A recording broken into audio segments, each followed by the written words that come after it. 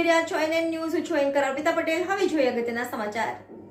ગોંડલ તાલુકાના મોટા દડવા ગામે હોલિકા દહનનો કાર્યક્રમ કરવામાં આવેલો હતો. મોટા દડવાના ગ્રામજનો ઉપસ્થિત રહ્યા હતા અને અનેરો ઉત્સાહ જોવા મળ્યો હતો.